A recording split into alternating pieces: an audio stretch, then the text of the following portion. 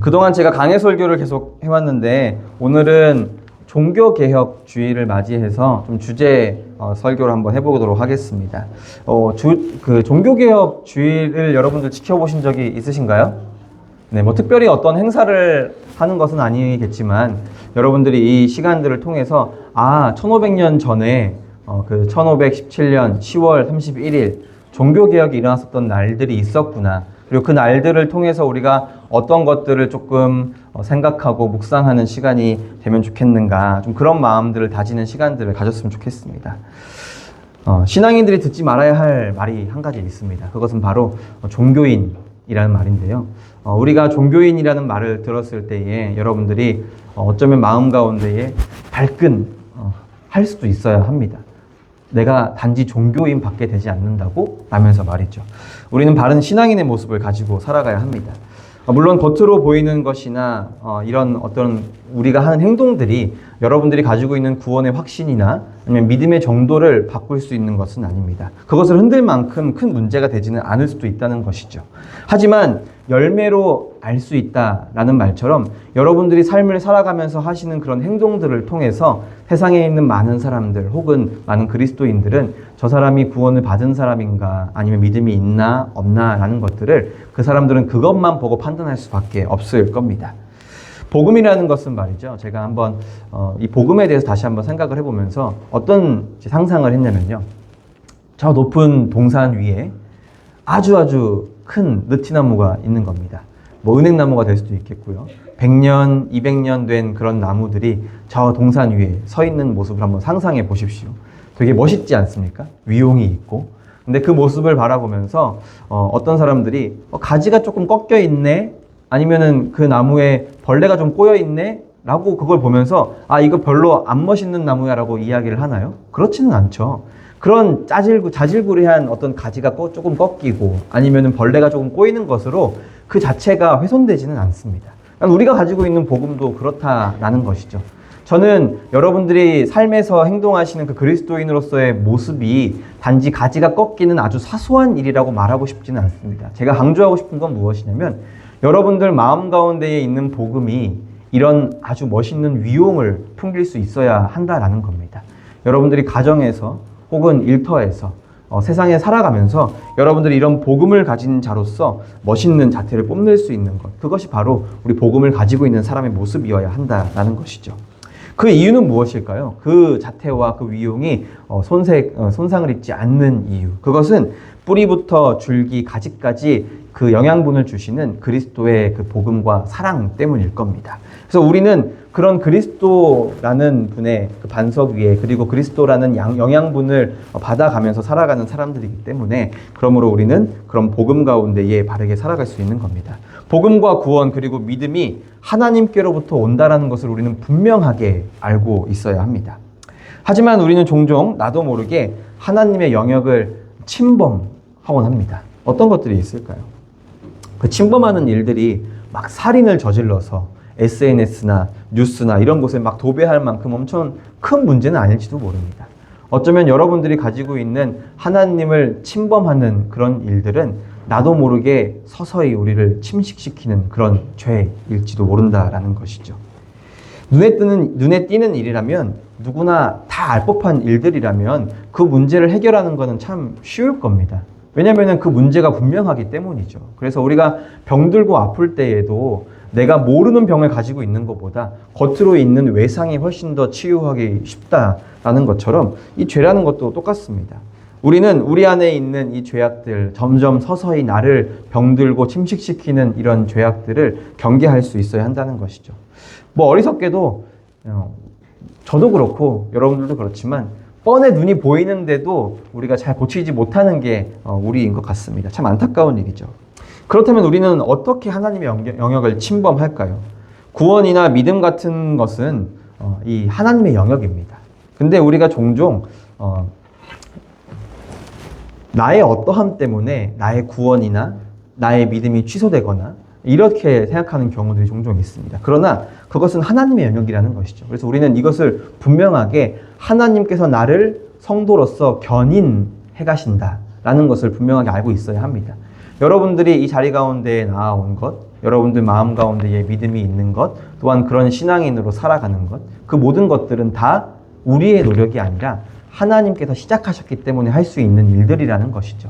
그래서 이것이 우리에게 주는 은혜가 무엇이냐면, 때로는 내 마음 가운데에 믿음이 흔들리고 때로는 내 구원의 확신이 뭔가 흔들리는 것처럼 느껴질 때가 있다 하더라도 그것이 우리의 구원을 취소시킬 수 있는 이유가 되는 겁니까? 결코 그럴 수 없다는 것이죠. 그래서 바울도 결코 그럴 수 없느니라 라는 이야기들을 우리에게 하고 있는 겁니다. 우리가 이것 때문에 신학을 알고 배울 수 있어야 한다는 겁니다. 성경을 어떻게 이야기하고 있는지, 우리 삶 가운데의 믿음을 어떻게 설명해 주고 있는지를 분명하게 알고 있지 못한다면 우리는 매일 불안한 그런 신앙과 불안한 믿음을 가지고 살아갈 겁니다. 또 우리의 삶의 어떤 부분이 이 신학적으로 적용되는지를 알고 있어야 한다는 것이죠. 성경을 어떻게 이해해야 하며 또 우리의 삶에 어떤 방식으로 이 성경에 있는 말씀이 적용되는지를 알고 있어야 합니다.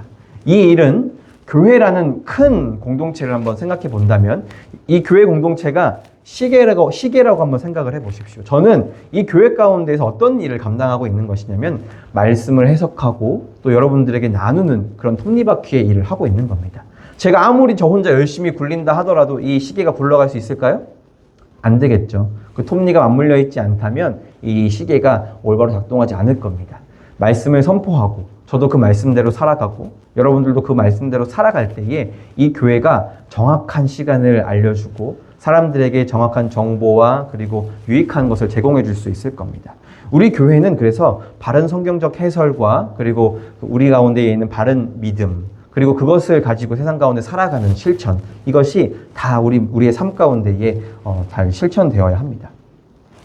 종종 우리가 일상에서 짓는 죄가 너무 괴로울 때가 있습니다. 내가 너무 죄를 짓다 보니까 나 하나님 안 사랑하는 거 아니야? 하나님께서 날 버리신 거 아닐까? 이런 마음이 느껴지기도 합니다. 내게 일어나는 불행한 일들이 내가 이거 잘못해서 그런가? 하나님께 내가 이거 잘못해서 그런가? 라는 생각들이 들기도 합니다. 그러면서 이것이 죄 때문이라는 오해를 가지게 되는 거죠. 이것이 신학을 공부해야 하는 이유가 됩니다. 이런 오류가 하나님의 영역을 침범하게 만들기 때문이죠. 그래서 이런 신학적 바탕을 가진 목사에게, 잘못된 신학적 바탕을 가진 목사에게 성경을 배우고 설교를 듣다 보면 나도 모르게 그것이 흡수되곤 합니다. 그래서 저도 유튜브를 보면서 어떤 분들이 교회를 어떻게 골라야 하는가 이런 이야기를 할 때에 한 가지 이런 이야기를 하시더라고요.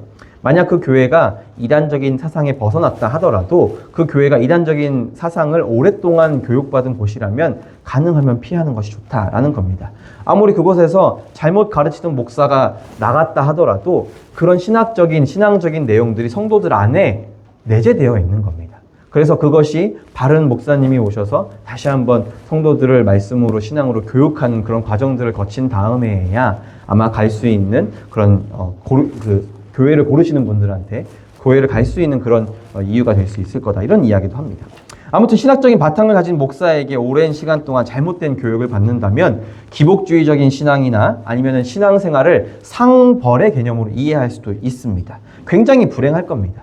우리는 이 설교와 교육, 신앙생활, 마치 우리가 요한계시록을 보면요, 우리의 신앙생활을 종종 우리가 어떻게 이해하냐면 이 요한계시록에 있는 말씀을 두려움으로 받아들이는 겁니다.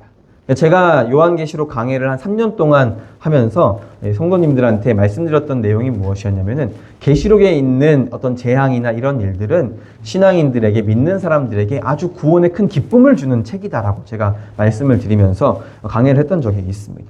그렇다라는 것이죠. 이단적인 사상을 가지고 있는 많은 사람들은 요한계시록을 보면서 굉장히 두렵지 않냐 하면서 우리를 불안에 떨게 합니다. 실제로 많은 어른들과 제가 대화를 나눠보고 이 강해를 하면서 느꼈던 것이 무엇이었냐면은 요한계시록이 신앙인들한테 두려운 책이 되었다라는 것이죠.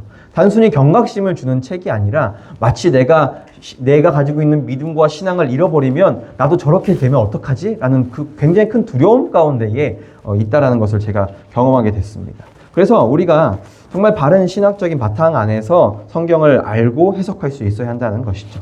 이런 신학적인 문제는 왜 중요하냐? 자연스럽게 제도적인 문제로 가기 때문입니다. 신학적인 문제와 제도적인 문제가 따로 있는 것이 아니라 하나의 틀 안에 있다는 것을 우리가 알아야 하고, 또 심지어는 교회 안에 있는 이 제도적인 문제는 신학적인 틀 안에, 그 바탕 안에서 형성되는 것이기 때문에 이 신학적인 것이 굉장히 중요하다라는 겁니다. 바른 기초 위에 집을 짓지 못하니 문제가 생기는 것이겠죠. 뭐 교회 안에는 제도들이 뭘까요? 셀이나 목장을 나누고 짜는 것, 교회의 재정을 어떻게 사용하는지, 그리고 교회가 가지고 있는 오래된 관습은 뭔지, 그것이 좋거나 나쁘거나 하는 것, 그런 것들 말이죠.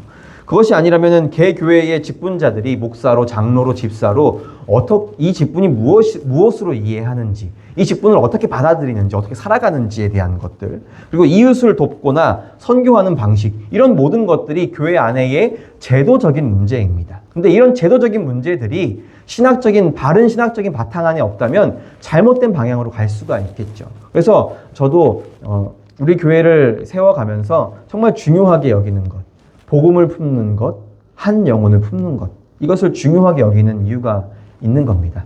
여러분들이 설교를 들으시면서 혹은 새신자 교육을 받으신 분들도 아시겠지만 정말 우리가 바른 복음을 품는다면 하나님께서 사랑하시는 그 한 영혼을 품지 못할 이유가, 그리고 품지 않을 이유가 없다는 것이죠. 그리고 그것은 자발적으로 하나님께서 우리 마음 가운데에 복음의 역사를 일으키셔서 한 영혼을 사랑할 수 있게 만듭니다. 그래서 복음을 품고 한 영혼을 품는 것, 그것이 우리 품는 교회가 가지고 있는 가장 큰 비전 중에 하나라는 것이죠. 이것이 잘못되면 한 영혼을 품고 사랑하기보다는 다른 어떤 일들이 중요해지는 겁니다.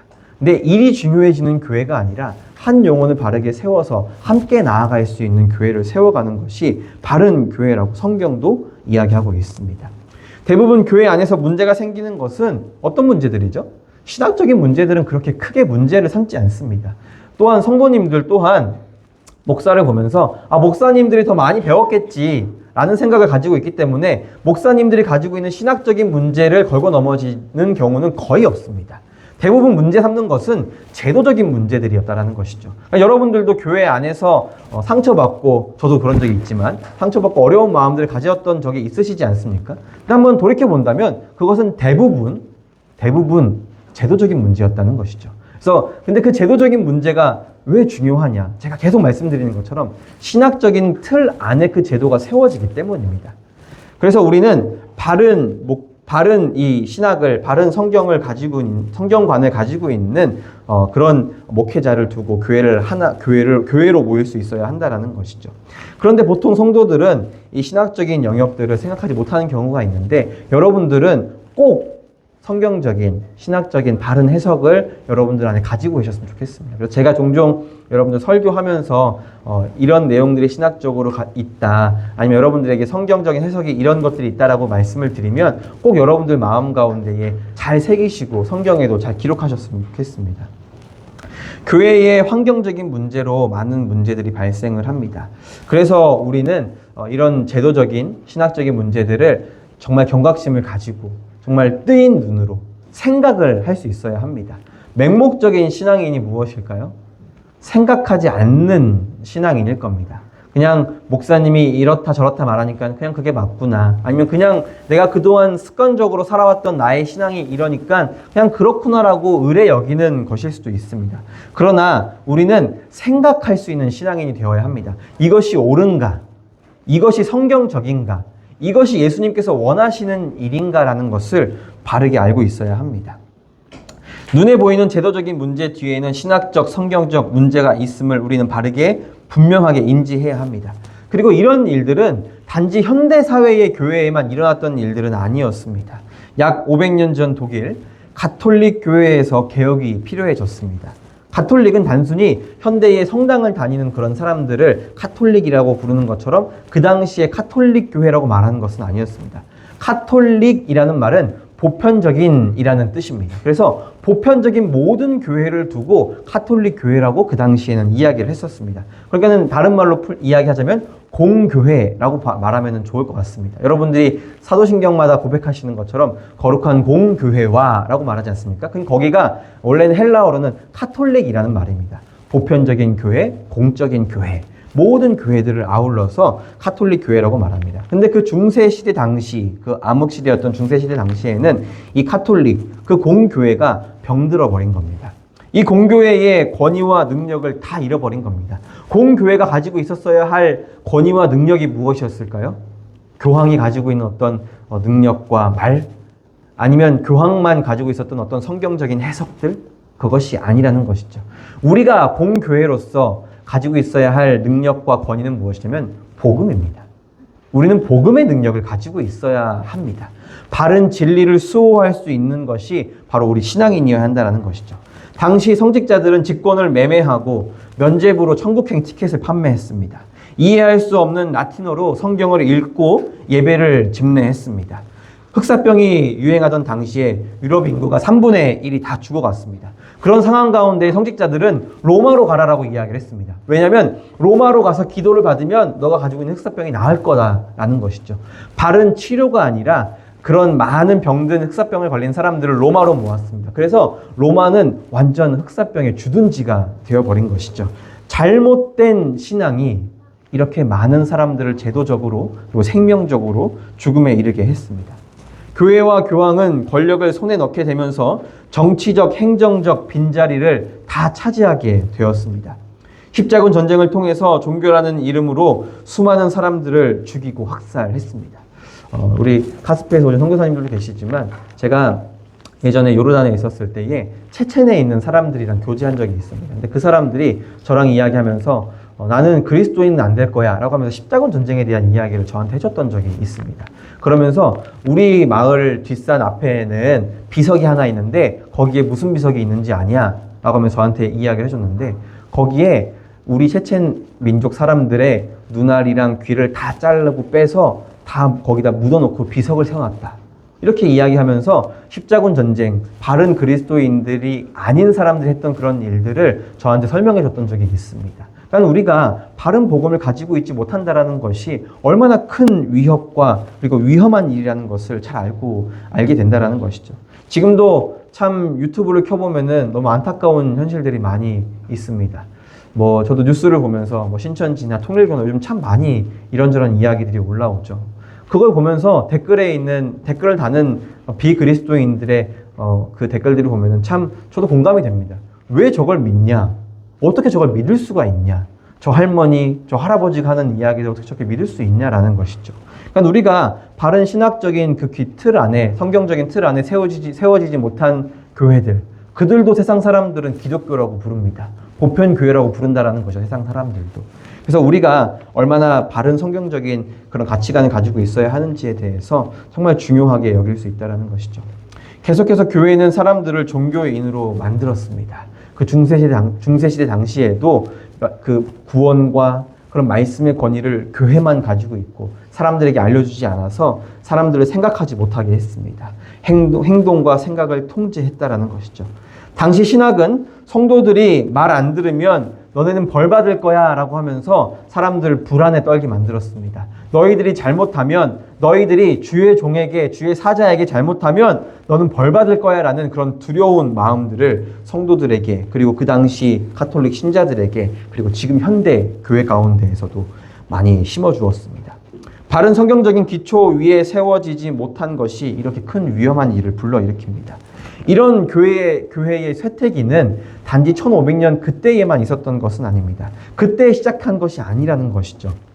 그 1500년 전, 더 1200년 전을 거슬러 올라가서 325년 니케아 공의회에서 콘스탄틴 황제가 기독교를 공인합니다. 로마의 국교로 공인을 하게 된 것이죠. 기독교의 공인이 시작되면서 마치 세상에 있는 사람들은 기독교가 전성기를 맞이했구나라고 생각을 했습니다. 근데 우리가 뒤돌아보니 그것은 전성기의 시작이 아니라 쇠퇴와 하락세의 시작이었구나라는 것을 보게 되었다는 것이죠. 기독교인들이 살기 편해짐과 동시에 많은 사람들은 타락하게 되었습니다.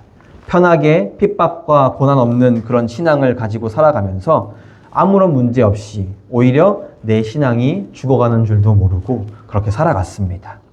고난 없이 영광도 없다라는 바울의 말처럼 사람들은 점점 죽어갔습니다. 고난이 없으니 영광도 사라지게 된 것이죠. 저는 단순히 이것을 결론적으로 말하고 있는 것은 아닙니다. 교회의 정치적인 타락과 교회의 권력이 모이고 많은 사상이 뒤섞여서 혼합주의가 되었으며 교회는 교회로서의 모습을 잃어버리고 정치적인 권력적인 도구로 타락해 버렸습니다. 그것은 과거 1500년 전 있었던 일입니다. 그리고 지금도 그 일들이 우리의 삶 가운데에 일어나고 있다는 것이죠. 오히려 박해와 고난을 받던 초대교회 때가 훨씬 더 예수님을 사랑하고 훨씬 더 예수님의 그 복음과 진리를 수호하기 위해서 힘썼던 시기입니다. 그러나 이러한 최악의 시대에 하나님께서는 교회를 가만두시지 않으셨습니다. 그 문제를 수면 위로 올리셨고 또한 우리가 볼 수 있도록 그 상처를 보여주셨습니다. 새벽 동트기 전 가장 어둡다고 하지 않습니까? 어둠이 가장 짙어졌을 때에 종교개혁이 시작되었습니다. 그리고 그 어두운 밤이 지나고 진리의 동이 떠오르게 되었습니다. 1517년 10월 31일 마틴 루터는 비텐베르크 성당에 95개조의 반박문을 걸었습니다. 그 내용에는 면죄부와 잘못된 사상과 신학에 대한 내용들로 쓰여 있었습니다. 교황권을 비판하게 된 것이죠. 그리고 그 이후 존 칼빈은 교황의 교회인 카톨릭 교회가 아니라 타락한 교회가 아니라 리포음드 처치, 바로 개혁 교회를 세웁니다. 이전에 있었던 잘못된 신학들을 다시 성경으로 돌리는 겁니다. 새로운 어떤 것을 제시하면서 개혁교회다라고 말하는 것이 아니라 이게 원래 예수님께서 원하시던 교회의 모습이다라고 개혁교회의 모습을 보여준 것입니다. 하나님께서는 교회가 완전히 망하도록 내버려 두신 것이 아니었습니다. 진리와 복음이 단지 죄라는 천에 덮여져 있었던 것뿐이다 라고 알려주셨습니다. 종교와 합리화, 권력과 자기 욕심이라는 천에 가리워졌던 그 천을 예수님께서 다 들춰내셨습니다. 당시 종교개혁 이후에 개혁교회를 세운 것은 말씀입니다. 말씀. 그래서 지금 현 시대에 우리가 드리고 있는 이 예배 가운데에서도 설교 시간이 가장 많은 비중을 차지하고 있는 이유가 바로 이러한 이유입니다. 말씀이 가장 중요하기 때문이죠. 종교개혁이 있기 전 하나님께서는 존 위클리프를 통해서 그 토대를 마련하셨고 몇몇 개혁주의자들을 통해서 말씀 위에 진정한 교회를 세우고자 개혁하고 또 우리가 많은 희생을 치렀다는 것을 기억해야 합니다. 제가 봤던 영화 중에서 이런 영화 그 대사가 있었는데요. 실패하면 반역, 성공하면 혁명 아닙니까? 라는 그런 대사가 있었습니다. 서울에 보면서 이런 명대사가 있는데요. 근데 하나님께서는 겨우 이러한 반역이 될 수도 개혁이 될 수도 있는 어떤 불안정한 상황 가운데에서 종교개혁을 일으키신 것이 아닙니다. 그리고 현 시대에 있는 많은 그리스도인들의 마음 가운데에도 바른 말씀을 세우시는 것은 말씀으로 세워질 수도 있고 아닐 수도 있고 말씀으로 성공할 수도 있고 아닐 수도 있고 하는 그런 불완전한 상황 가운데에서 우리에게 말씀의 개혁을 요구하고 요청하시는 것이 아니라는 겁니다. 말씀밖에 없다. 오직 말씀뿐이고 너희들이 말씀만 있으면 바른 교회를, 바른 신앙을 가지고 살아갈 수 있다고 성경은, 그리고 하나님은 우리에게 말씀해주고 계시는 겁니다. 말씀이라는 확신 가운데의 바른 교회를 우리 예수님께서 세우신 모습을 우리는 잘 알고 있습니다. 복음과 진리보다 중요한 것은 없음을 보여주셨습니다. 그 종교개혁 당시에 가장 중요했던 것이 있었는데요. 바로 5대 솔라라는 것입니다. 5가지의 오직이라는 것인데 이 솔라라는 말이 오직이라는 뜻이거든요. 그래서 5가지가 있습니다. 오직 성경, 오직 그리스도, 오직 은혜, 오직 믿음, 오직 하나님께 영광. 5가지의 솔라입니다. 이것이 종교개혁 때에 주장했던 이 5가지의 솔라, 반드시 지켜야 했던 신학적인 기초였습니다. 이렇게 멋진 종교개혁 이후에 모든 것들이 다 한꺼번에 바뀌었을까요? 우리는 종종 그런 상상들을 하지 않습니까? 내가 예수님 믿었으니까, 내가 하나님께서 원하는 일들을 했으니까 내 인생이 잘 좋게 변할 거야 라는 상상을 하지 않습니까? 근데 여러분들 살아보시니까 그렇던가요? 네, 제가 여러분들과 신방하고 나누고 이야기 나눠본 결과 우리 안에서도 그건 아닌 것 같다라는 생각을 합니다. 그리고 그런 경험을 다 하셨겠죠. 오히려 더 힘들고 어려운 상황들을 겪는 것이 많습니다. 하나님께서 우리를 바른 그리스도인으로 세워가시는 그 과정은 아주 치열한 전쟁터 가운데에 있는 투쟁과도 같습니다. 종교개혁이 있던 그 당시에도 많은 사람들이 죽었습니다. 프랑스에서, 영국에서. 그 사람들은 하나님의 말씀을 바르게 세우기 위해서 기꺼이 목숨까지 내어놓았습니다. 그것은 우리와 동떨어진 그런 먼 과거의 유럽의 이야기가 아닙니다. 우리 한국교회도 그 성경으로 토마스 선교사님이 성경책을 이 한반도 땅 가운데 던지면서 그 말씀이 지금 저와 여러분들의 교회를 만들어내지 않았습니까? 그 말씀을 지켜내기 위해서 우리나라에도 얼마나 많은 신앙인들이 피를 흘렸습니까? 죽어갔습니까? 근데 지금 여러분들의 신앙생활은 어떠십니까? 니케아 공의회 때 있었던 그 기독교 공인했을 때에 그때 그 기쁨을 누리고 계십니까? 아니면 내가 정말 잘못된 방향으로 가고 있는 것은 아닌가 하면서 경각심을 가지고 살아가고 계십니까? 썩어가는지도 모르고 서서히 죽어가고 있지는 않습니까? 아니면 바른 성경적인 기초 위에 세워지지 못해서 정말 내 집이 무너지는 줄도 모르고 기울어가는 줄도 모르고 여러분들의 신앙을 가지고 살아가고 계십니까? 때로는 새로운 집을 짓기 위해서 헌 집을 부숴야 하는 아픔을 겪어야 합니다. 헌 집을 부술 때에 가슴 아픈 과정들을 겪겠죠. 나의 추억이 있을 수도 있고 과거에 내가 믿고 매달렸던 어떤 것들이 있었을지도 모릅니다. 그러나 그것들을 무너뜨리지 않고서는 그리스도라는 반석 위에 바른 교회와 바른 집, 성전을 세울 수는 없다라는 것이죠. 오늘 말씀처럼 우리는 그리스도, 오직 그리스도의 터 위에 교회를 세울 수 있어야 합니다. 관계의 터 위에 그 교회를 세우는 것이 아니라 바른 어떤 좋아 보이는 복지적인 제도적인 터 위에 교회를 세우는 것이 아니라 오직 말씀, 오직 그리스도라는 터 위에 교회를 세워야 합니다.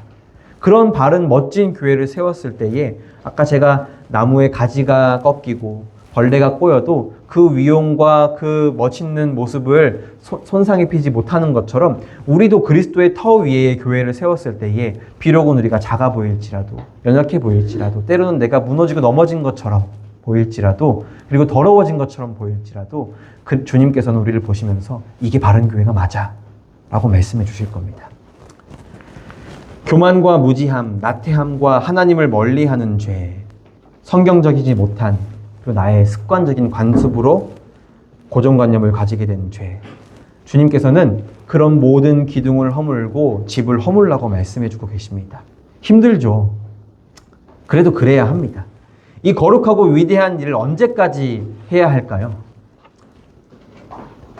이렇게 돌아다니는 아이들을 보면서 얘네들이 바른 신앙을 가지고 있을까? 알까? 근데 아이들과 종종 이야기해보잖아요. 그럼 기억하고 있더라고요. 그냥 막 돌아다니고 있고 그냥 집중하지 않는 것 같아도 한두 가지씩 물어보면은 그 안에 남아있다는 것이 참 신기합니다. 근데 여러분도 그렇지 않으세요? 저는 이렇게 온 세대 예배로 드리면서 돌아다니고 집중 못하는 아이들이 아니라 눈을 똑바로 뜨고 저를 바라보고 계시면서도 딴 생각을 하시는 여러분들을 보면서 아이들과 다른가? 라는 생각들을 합니다.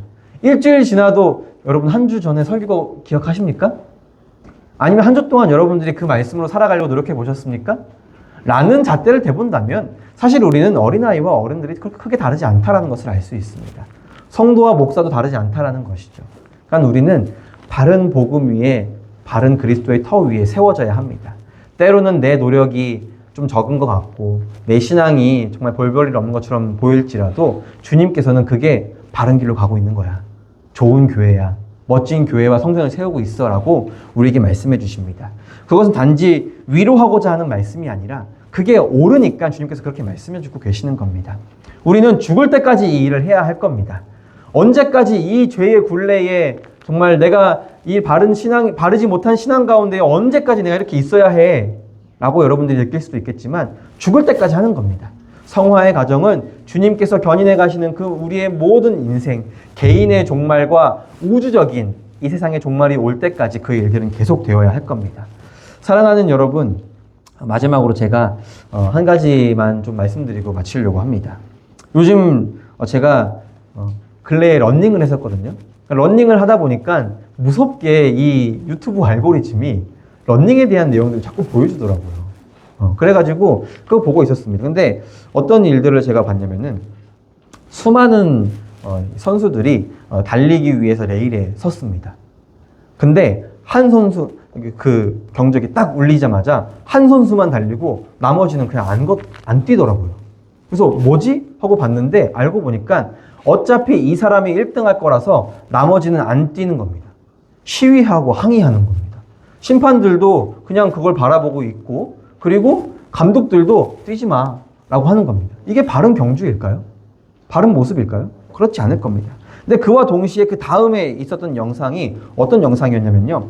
바로 후쿠오카에서 열렸던 일본 마라톤 대회였습니다. 달리다가 한 여자가 다리가 골절이 되었습니다. 다음 주자에게 이 바톤을 넘겨주어야 하는데 200m가 남은 겁니다. 그래서 그 200m를 부러진 다리로 기어서 가는 겁니다. 많은 사람들이 그것을 보면서 눈물을 흘리기도 하고 격려하기도 하고 삶의 어떤 활력을 그리고 동기를 부여받는 그런 일들도 제가 보았습니다. 수많은 선수들이 자신을 앞질러 가도 끝까지 자신의 경기를 해나간 겁니다. 내가 꼴등이 되어도 이 바톤을 다음 주자에게 전해주겠다라는 그 일념 하나로 부러진 다리를 이끌고 끝까지 가는 겁니다. 우리 신앙생활은 이런 겁니다. 여러분들이 신앙생활 하면서 상처 입고 때로는 힘들고 어려운 마음들과 고난 가운데 있다 하더라도 주님께서는 그것이 의미가 있다라고 말씀해 주시는 겁니다. 그냥 정신 승리하는 것이 아니라 진짜 주님께서는 복음적인 것으로 복음적인 눈으로 바라봤을 때에 이것이 의미가 있다라고 분명히 내가 그것을 기뻐한다라고 주님께서 말씀해 주고 계시는 겁니다. 주님께서 그 마지막에 어떤 것이 있는지 잘 알고 계시기 때문에 우리에게 그런 말씀을 해주시는 겁니다.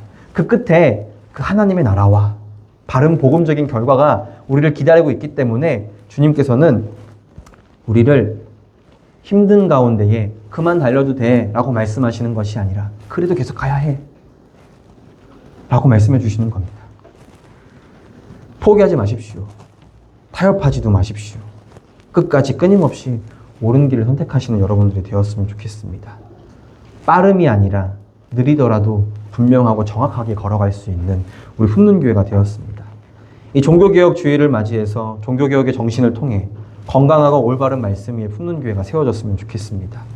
죄를 직시하고 그리고 그 죄로 인해서 상처받고 어려운 마음들을 갖는 것으로 그냥 넘어지고 낭망하는 것으로 끝나는 것이 아니라 옛 집을 허무는 것으로 허무함으로 끝나는 것이 아니라 새롭고 아름답고 튼튼하게 세워질 집을 기대하면서 여러분들이 그런 소망을 가지고 신앙생활을 할 수 있었으면 좋겠습니다. 함께 기도하겠습니다.